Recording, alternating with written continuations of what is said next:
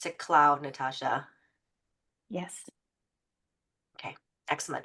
All right, before we get started, we wanted to take about a couple minutes just to do some housekeeping. Can folks give us a sense of um, how they found the activities and the instructions from the October meeting, and the activities that were due this week? If things were clear, you could find everything, great. Let us know in the chat. If there were things that you think we can adjust and make easier, remove some barriers, let us know that too, so that we can make things a little bit smoother for you as we go along.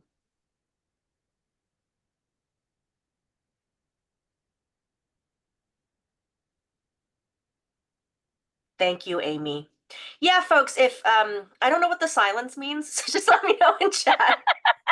Great, this is fine. Move along. Okay. We don't need to discuss this. Okay, great, great. And I did get a chance to go look as learner, and Fritz, you were right that you wouldn't see other people's submissions if you're the learner. So, but people did submit. I could see something there. So, Thank you, folks, for the feedback. Nancy, there's a category that's in Brightspace where we're supposed to find all this stuff, and I don't think I see that category. oh, Yeah, so if you try to go under the assignment tab, you should see categories of things that all FIG members should do, and then the things that the inclusive group and the career group should do. Let me know if you don't see that. I can also share my screen, Nancy, if you want me to at some point. Yeah, I tried to go into it after, like, to view the first recording, and Yes, I like followed the steps that very clearly laid out, but yes, I don't think that option is there for me. I know I can chat with you offline. yes. And Mohammed, that's actually my fault because I needed to switch on a setting for you that I didn't. So I'll make sure that you are good to go after. Okay, awesome. Okay, thank you, thank you. Thank you. All right, so if there aren't other big issues, let me just read what Jonathan is saying here. Assignments were fine, couldn't figure out how to get an adjustable list, so I just printed it out and scanned it. Yes, my group needed to complete an inventory, and whatever you did and whatever you gave me was perfect. So we made it work in one way or another. Okay, so today is all about the syllabus because we promised you when you joined your groups that you will have essentially two deliverables. One is that you're going to have the opportunity to revise your syllabus, and the second one is to create and or adjust assignments. One assignment is the minimum, but as many assignments as you feel is feasible at this moment, because we know that one assignment change isn't going to make really a huge impact for our students, but sort of a consistent approach to your assignments might for both of our groups. So in thinking about the syllabus today, we wanted to draw on and discuss some things that you expect students to do with your syllabus, and talk about some things that students are looking for in your syllabus. So let's start with the first one. How do you expect or hope students will use your syllabus? And be honest, because I know what your honest answers are. Jonathan. I expect them to use the syllabus to find out what the assignments are and when they're due, Yes. and what what books they have to buy. Yes. So the what is it that I need in order to succeed in this class? Assignments, books, readings, and I'm assuming the timeline of when these things are due. Okay. Toy? I don't think my students use my syllabus, which annoys me. I print it out. I've done it in color. I've done it in color now. I've put in graphics. For the Hum 300 syllabus, it's practically all interactive. you know, the readings, most of the readings can be assessed through the syllabus, through links to the internet. So I'm very disappointed. I try to tell them it's a diary and that Mm, what it gives them is an overview that you can't get with folders. You know, I put dates on my folders, which takes a lot of work. mhm. But my students like that. They tell me most people don't put the dates on. So they're always trying to figure out which folder. So I put the dates on the folders. I don't even know if some of them will go to the folders. You know, until mid-semester. So I'm just going to say but I mount my syllabus on Brightspace too. So if people have ways of getting their students to use the syllabus, I'd love to hear. That's all I have to say. Talk about that. But what I'm hearing from you, Toy, is that your expectation, though, or ideally your hope, is that students will use this as an interactive document that they continue to go back to, especially since you've made it pretty accessible and as clear as possible. Do Right, I have and I give them both a paper copy, and it's mounted in its own content area, very easy to find on the Brightspace. I Mhm. tell them to carry it like a diary, and you know, look at it daily, you know, weekly. But I Yes. don't know if they all do it. So if people can tell me how to make them do it, I'd love to hear.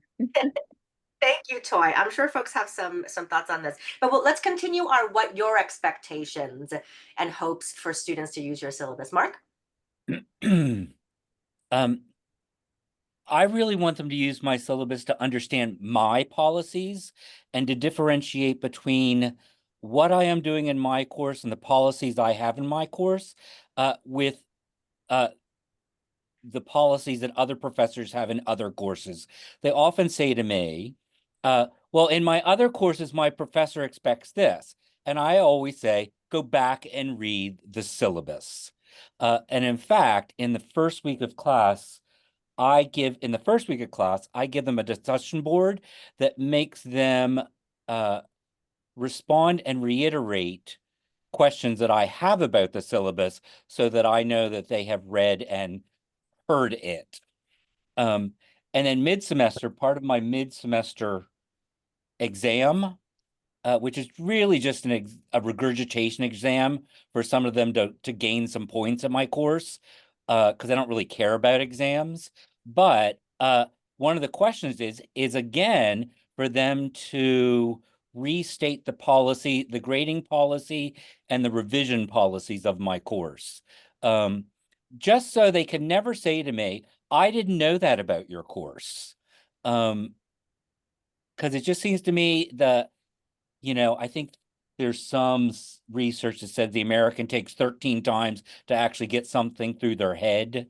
So I at least give them two Yeah. throughout the semester. Okay, so Mark wants this document or expects students to use this document as a way to know how to succeed in his course in particular. And it seems that there are two elements that you think are particularly important for students to know and reinforce at least twice, and that's the grading, how you can get a successful grade in this course, and the revision policy, which I know, Mark, for you is actually pretty unique. You allow students to have, is it unlimited revision opportunities? It is unlimited. And I will say that I allow that because I get the paycheck of a full professor. So, I had the actual privilege of allowing students to do that. If I was doing a practicum or a faculty development for part-time faculty, I would not tell them to do that Sure. because that would just be unfair labor practices. Yep, agreed. Let me go to Carla here in the chat. Consider my syllabus to be a roadmap for the course. So if we think about that as a journey from A to Z, how we are getting to the end of the journey together. And she wants it to also give students a sense of safety, like off the bat, reading that syllabus feels that like this is a safe space. Ruth Belinda agrees.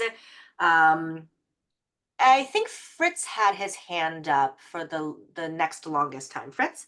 I'm pretty patient. We're all talking about the purpose of the syllabus for us, but I That's think right. there's a purpose for the students. And that is the syllabus is a contract between me and them. That they know that I will adhere to it to the same extent that they will adhere to it. And that's my obligations as a teacher is to follow that syllabus. But broadly at John Jay, and I think it's not such a good idea, there's been mission creep with syllabi. And the syllabi are getting longer and include all sorts of things that 10 years ago we never included in syllabi, land statements, justice statements. And I hear complaints from students that they find it burdensome to wade through all that material before they can get to the things that are important to them. And it's not that those other goals aren't important, but I wonder if we're not asking too much of our syllabi. And that those other activities might be better for the students' purposes placed elsewhere in our course presences. Yeah, so Fritz expects students to view the syllabus as a contract, which he does. So we're adhering to rules. Whereas some folks might expect students to look at it as a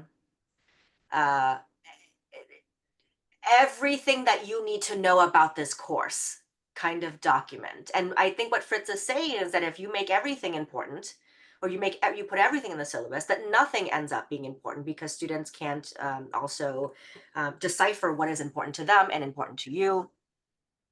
How about you, BB? Yes, so I agree with what Fritz is saying. I tend to think of the syllabus as an agreement, first and foremost, but I do like adding a land statement for sure. Also several resources that the students can count on for like well-being or, you know, whatever, the writing center, etc. But I also have noticed that the students less and less check the syllabus. Like they come with questions that are obviously in the syllabus, and even though the first day of class I cover the syllabus with them, they still don't check it throughout the semester. And so Brightspace, I try to replicate somewhat, at least the coursework, the assignments, the due dates, etc., is kind of like replicated in Brightspace. That's my take on the syllabus. So I like it to be like a living document where we can both craft things, but it doesn't necessarily happen because I have little time to cover so many other things. So that's how I tend to make it work, or not, or how it doesn't work. So it's very contradictory. Yeah, so first and foremost, the syllabus is also an agreement between you and the students and you, but it sounds like you also add some parts of yourself, some of your values of what is important and what might be more inclusive and supportive for students, right? These are the resources that I want you to have. I care about you, that kind of thing. Let me look over to the chat. There's tension. The more it's like a legal contract, the less it's like an effective teaching document. Is there a midpoint where it can be both? Does it have to be one or the other? Carla adds a clickable table of contents. So it sounds like she has everything that students would need to know about the course, but it's accessible in a way that if they don't need to see a particular section, it's clicked off. If I'm reading that correctly. Fritz says that the contract aspect applies to me mostly. I cannot on a whim change deadlines. So he is held accountable to these deadlines. Although many of us say at the end of our syllabus, subject to change, which is another word for another way of saying like duties as assigned, which could cover anything, right? Andrew, how about you? Yeah, I wanted to build on Fritz's thing. I think there's a problem at this point viewing it as an agreement or contract and assuming that will carry weight. just because of the way our society is developed in terms of constantly having agreements online that we click, oh, accept terms, and we never read them, right? So that's just how we are acculturated to looking at these things now, and that's a big problem. I sort of have a controlled experiment, which is producing results unintentionally. At the beginning of COVID in the fall of 20, I started, devoting the first 4 or 5 days of class just to the syllabus. And I prepared videos about each of the major elements. And then they would have quizzes that actually counted towards 5% of their grade or something. And it worked fabulously. And I continued that up until last semester when we switched to Brightspace, and I didn't have time to do it this fall, and it's going miserably. It's just totally. Yep, clearly there was a difference there. I mean, Toy, you asked this earlier, but I think many of us in the room are curious too. If the syllabus is in fact one of your most important documents, if it's not, right, then it doesn't really matter whether the students review it and see it and things like that. But if it is in fact one of our most important documents in the course, then Andrew's strategy of prolonging and extending the amount of time we spend on it also acts as a message to students. Hey, I'm spending 5 classes on this, right, with short videos and with some gifts of points, right, that don't really matter. But essentially what I'm saying is that I want you to know this syllabus inside out because it will allow you to be successful, right? So that might be a strategy for folks to adopt too. Mohammed? Yeah, just a quick anecdote, not to repeat or duplicate what ideas were already shared. So I teach one of my classes is fully online, and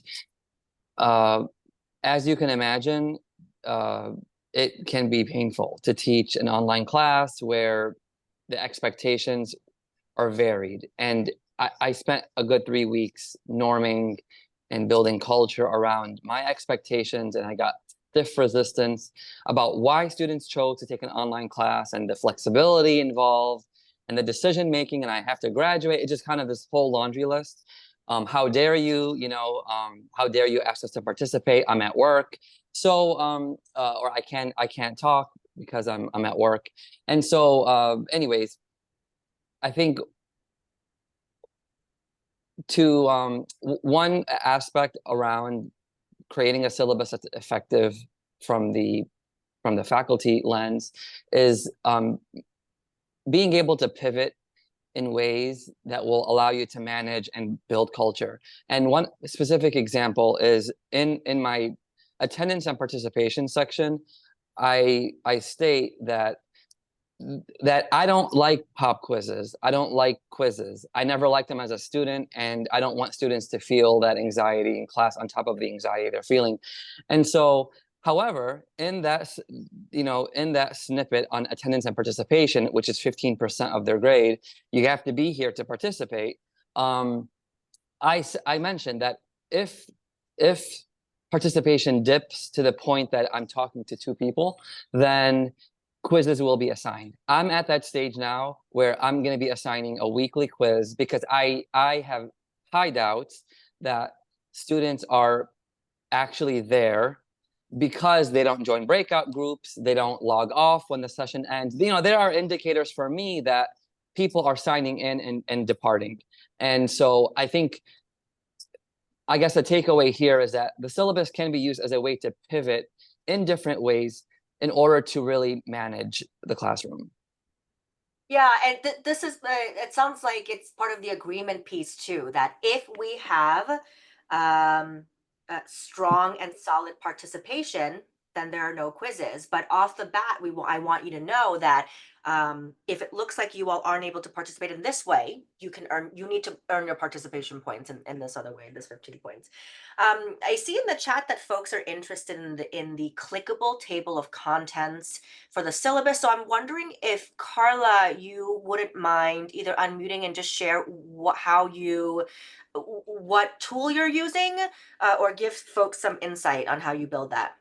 Yeah, so I build a graphic syllabus in Canva, and Canva has this option where you can add links to specific places in the document. And so on the first page, I have a little table of contents in the corner that students can click on and go directly to like the policies or the grading structure or the resources. And because I think one of the biggest problems with why, I think there are multiple problems why students don't read syllabi, right? Like everything looks different from class to class.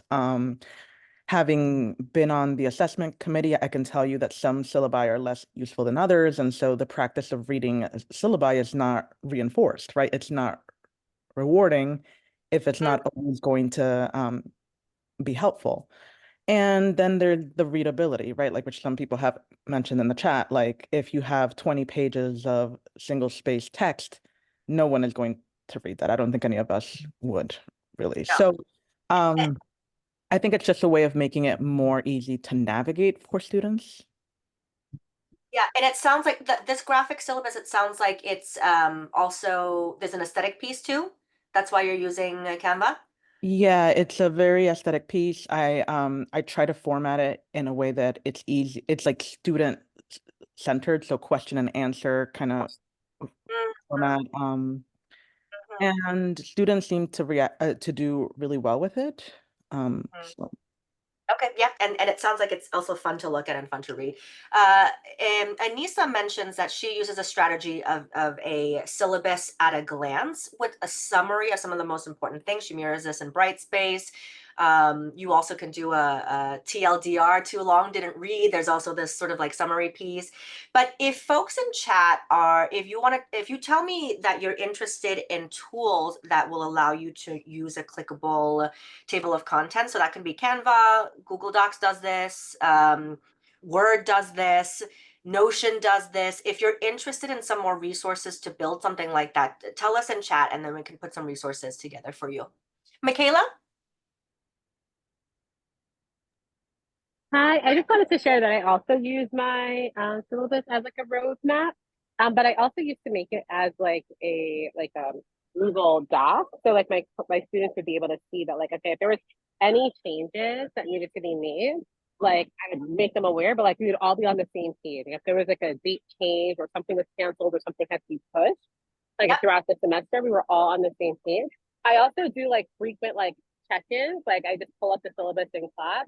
And this way, like, we're all on the same page as to like where we are, where we're going next, if anything has updated or changed. And I find that that has helped. I mean, I had to stop the Google Doc because I had my complete syllabus deleted and no one admitted to it. And I didn't realize it was deleted. So I no longer use the Google Doc, but for like, I'm trying to make, before I used to have it where they didn't have access, where they could change it. I don't know how I missed it this semester, but now we have a PDF file and we still go through it each week. Okay, yes, and also, I mean, you can share the link so that the Google Doc is only viewable. But oh, that's horrible, and nobody telling you is also that's disappointing. But yeah, thank you for sharing, Michaela. Anissa?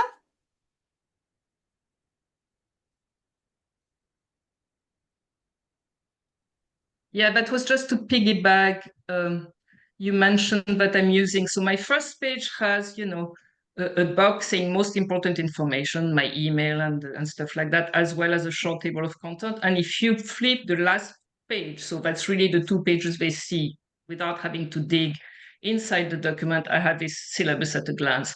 And I actually often take a couple of minutes at the beginning of class to project that on the board because it has a structure, right, my course. So then I say, you see, last week we covered, a specific constituency. I teach history of prisons.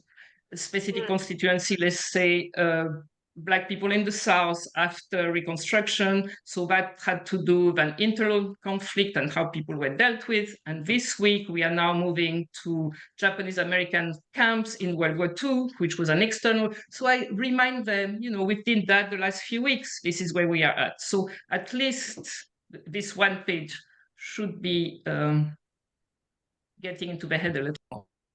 Yeah, it sounds like it's the roadmap approach again, and almost like a tour guide we've just left this place and we're moving on to this particular thing, pay attention to these things, et cetera, et cetera. Yeah, that sounds lovely. I'm getting a time check, which I'm not surprised about. But it seems that you all have a really good sense of what you want your students to do with the syllabus. You have strategies for making the syllabus more visible each class and reviewing it. But what do you think Gen Z students are trying to get from your syllabus? Imagine that first class, they see your syllabus for the first time. What are they looking for?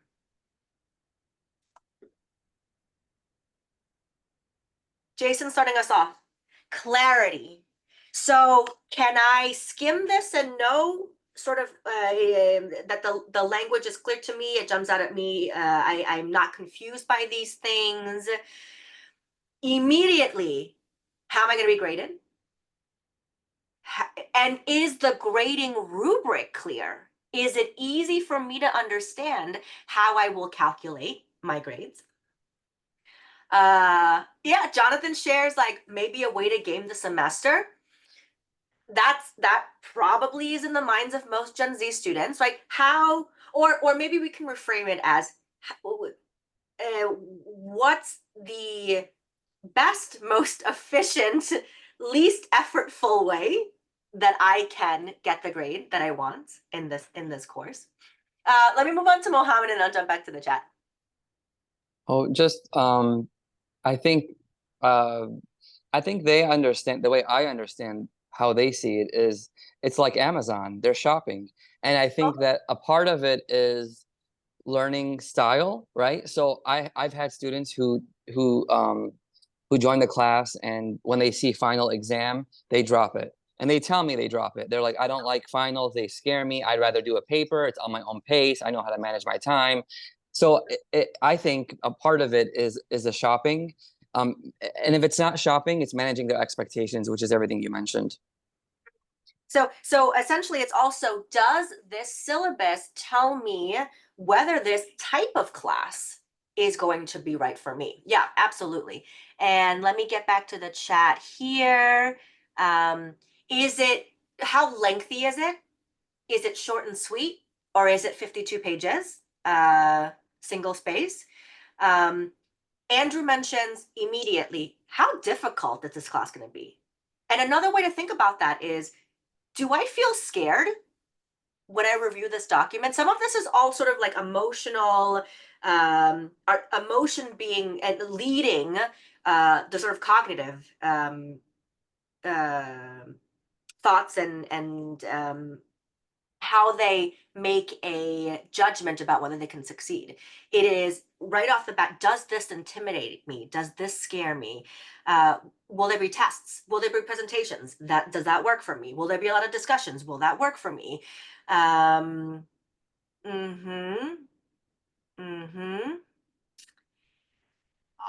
there reliable and truthful policies that don't get backtracked and changed mid-course? So this could be a first impression, but it's also something potentially that students are reviewing and looking back on. Was there, can I rely on my professor to keep the dates the same, to keep the projects the same, etc.? And Pamela asks, is this generation specific? This seems typical for any students at any time. Do we think that Gen Zers are looking at syllabi differently? That's a great question. Are they looking at syllabi in a different way than you looked at your syllabi? Susan? I mean, we didn't have course web pages when I went to school. I graduated in 2002. So you lost your syllabi, you're out of luck. And I had to keep my syllabus with me. So it was a little more sacred. And I actually have kept a lot of my syllabi from over the years because they were a huge resource for me when I was building my own courses. And so, but then again, people who go on to become college professors are not normal, right? They're not the normal undergraduate students. They never were. There's so many odds here, Right? But like the point is that I couldn't get it emailed to me because that was not something that you could ask a professor. You had to hold on to it. And then so like back in the day, you were like an ambitious student, didn't matter if you were gonna go to grad school or not, you would right away, I would take my physical planner, put all the dates in right away. And so there's an assumption that our students will do the same thing with their Google calendars, but they won't. They don't do it. They just have like a different relationship to time and information because of the way that that was made available to them. And none of that stuff was available to me. Yeah, and did your professors, and anyone can answer this, but did your professors bring the hard copy syllabus to class and hand it out to you? Right? Yeah. And that was consistent across the board. All professors did that before we had, you know, the internet and links and Notion and all and what have you. And now some students get a printed syllabus. Some students don't. Some students get a syllabus that looks like an art piece, right? And some students get a really lengthy text heavy syllabus. So the way, even in first year programs, and the way that we talk to students about how to utilize their syllabus, what are the sections that you need to look out for, and then moving the deadlines over to your calendar, that conversation has changed over time for us too, because there's so much variation in what the our syllabi look like. Okay, yes, I'm looking in the chat here. Okay, going back to Mark, go ahead.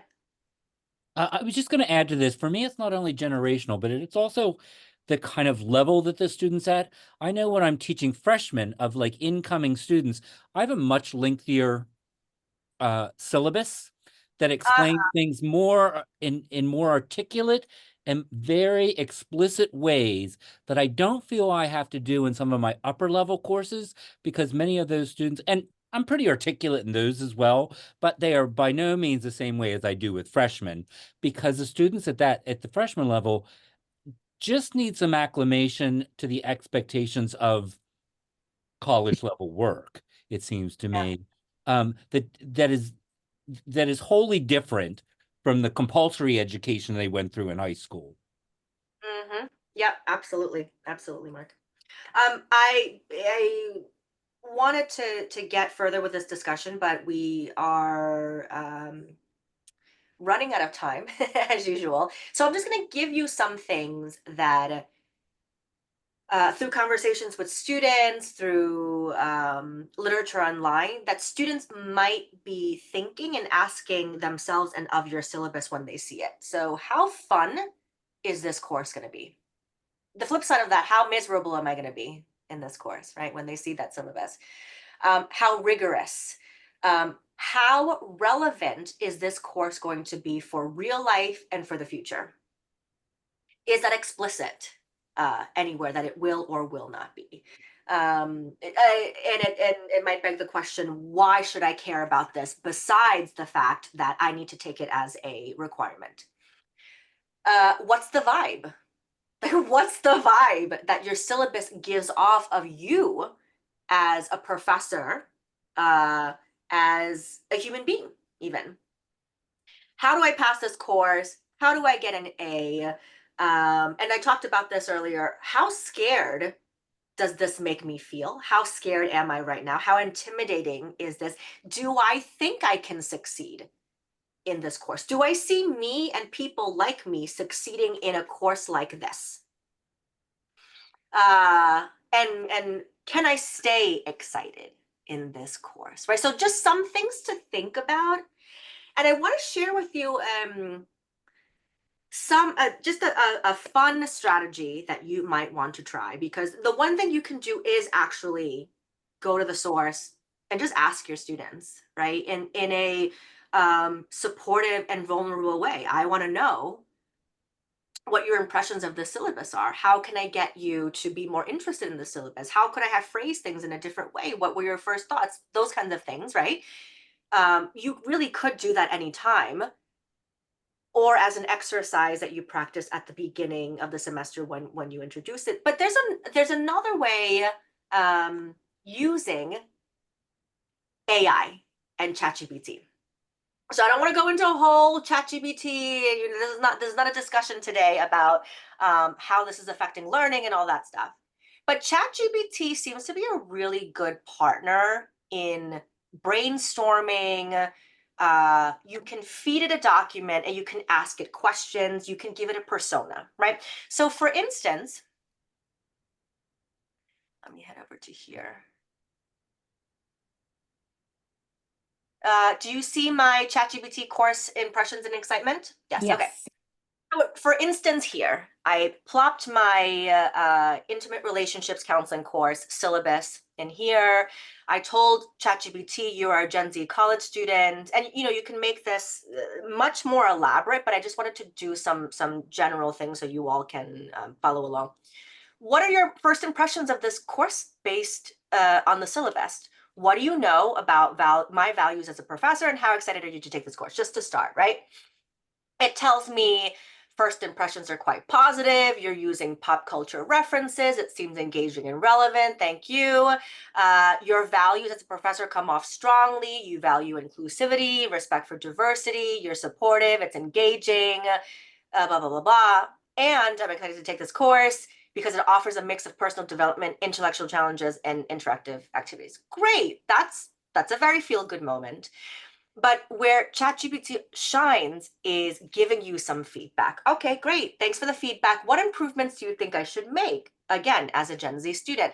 So Gen Z, ChatGPT here is pulling from what it knows as sort of best practices and serving Gen Z students. So you'll see this as familiar points because we read an article earlier in our fake journey. So like more interactive technology use, increased flexibility with assignments. I admittedly need to work on this because I am not super flexible with assignments. More opportunities for personalized learning, emphasis on career connections. So this is directly in line with our career readiness group, and more opportunities for peer interaction.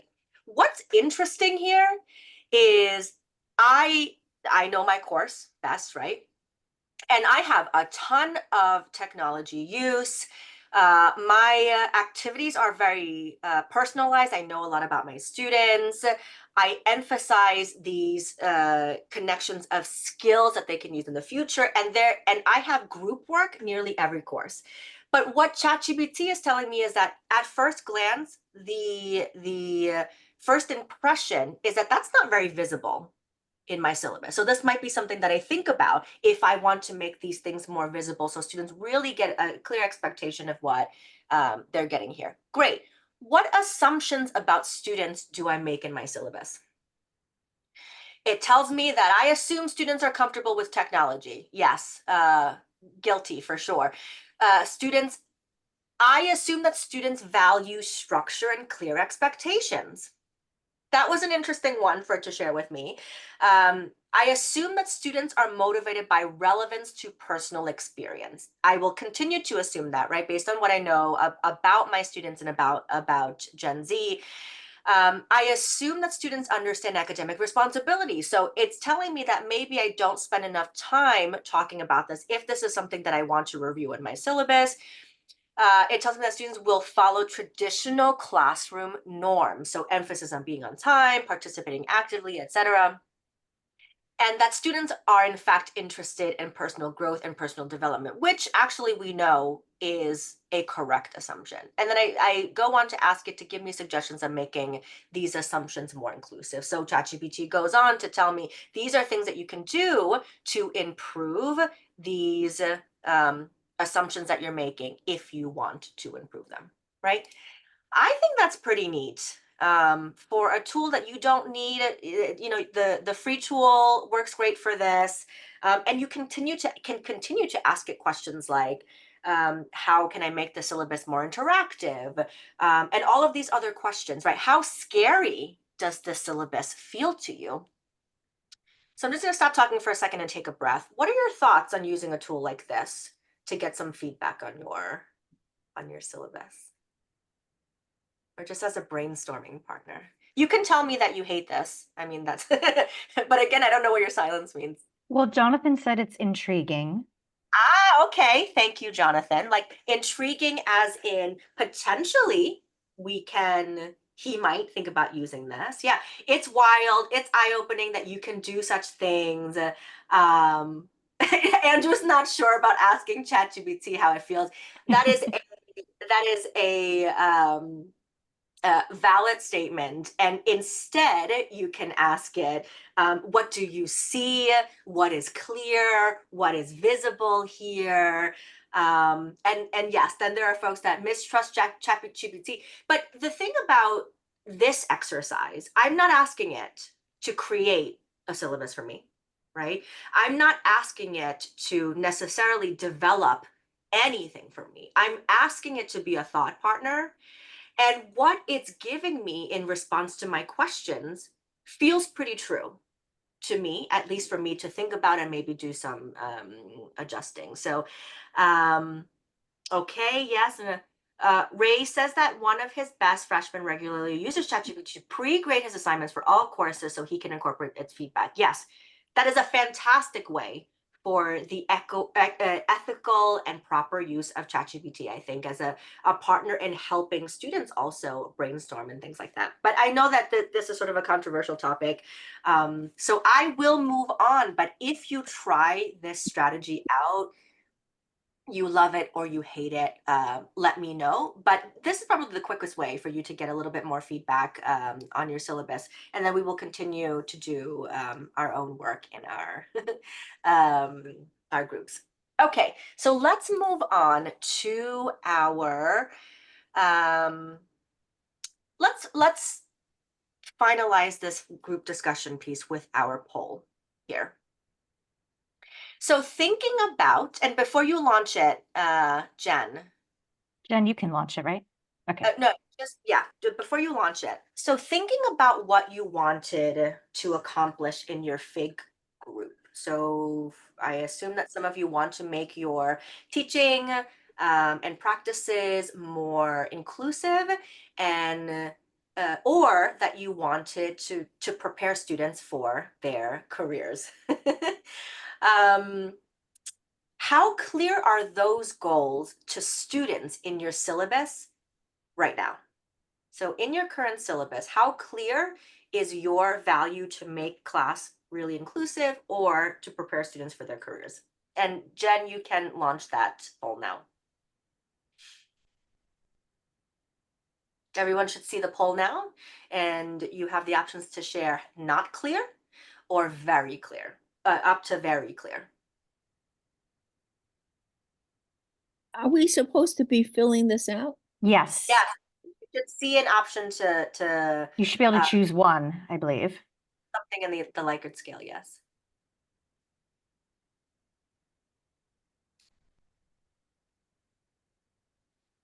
It's fun to see the percentages change Mm. as more people participate. We'll give it another 10 seconds. Yeah. Almost everybody. Okay, excellent. So I'm gonna end poll and share results here. Okay, so you should see, I mean, folks are from 1 through 4, right? Not clear, slightly clear, somewhat clear, mostly clear. We want you to move, we want to move your syllabus and your assignments just maybe one notch over, just a little bit clearer. But this is helpful for us to see that what you value and what you want to give to students lies somewhere outside of the syllabus. And if you think about students wanting to know this quickly on the first day of class, when they see the syllabus for the first time, when they make their first impressions,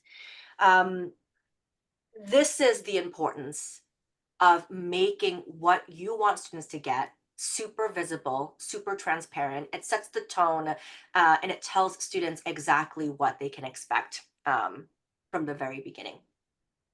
So I'm going to stop sharing here. I think we are ready to go into our breakout rooms. And as usual, Natasha and I will have some activities for the breakout rooms, and then we'll share what we hope that you can get through for the November activities. And we will meet back again as a large group.